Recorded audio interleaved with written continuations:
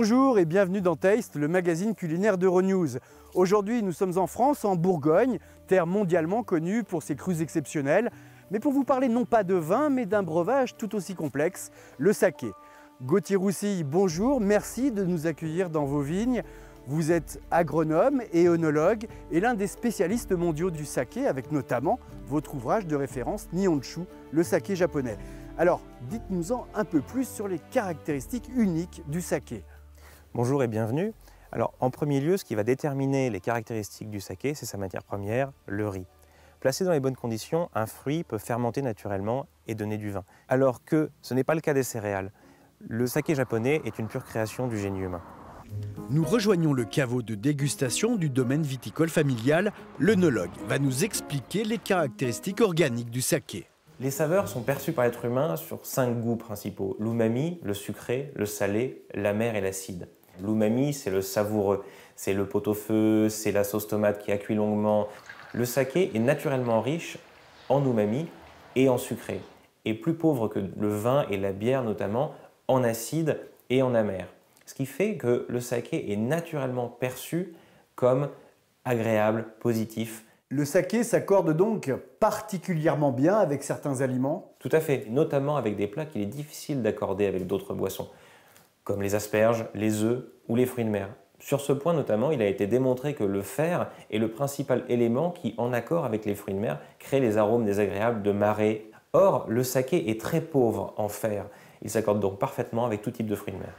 Nous quittons la Bourgogne pour la Champagne, une autre terre de vin mondialement célèbre, pour retrouver Sylvain Huette, expert en saké. Sylvain, vous organisez le Salon européen du saké, le plus grand événement dédié au saké hors du Japon. Alors les cuisiniers et les chefs en Europe s'intéressent de plus en plus au saké. Il faut savoir que le saké, bien sûr, accompagne naturellement la gastronomie japonaise qui l'a vu naître, mais toute la cuisine occidentale peut en bénéficier, que ce soit la cuisine française ou italienne. Depuis la cuisine bistronomique jusqu'à la restauration 3 étoiles, le saké non seulement est très complémentaire au vin, mais il peut permettre une véritable relecture de plats parfois classiques, parfois nouveaux. Nous sommes accueillis à l'assiette champenoise par le chef Arnaud Lallemand, 3 étoiles au Michelin, qui aime associer dans sa cuisine fruits de mer et saké. Bonjour. Vous allez bien? Bonjour chef. Bonjour chef. Bon, on va goûter, essayer, on va faire des accords.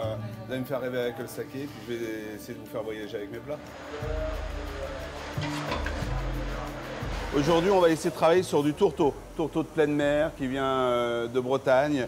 On l'a cuit au dernier moment, on le sort de l'eau. On l'émiette délicatement à la petite pince à épiler pour vraiment avoir un maximum de végétation à l'intérieur. Et cette végétation-là, c'est ce qui va nous permettre de rebondir sur l'accord du saké avec eux. J'ai toujours mon côté un petit peu effervescence, puisque je suis champenois quand même. Bien sûr. Et j'avais cette curiosité sur ce saké-là qui est effervescent. Donc pour moi, c'est une vraie découverte. Allez, je vais vous mettre un navet comme ça.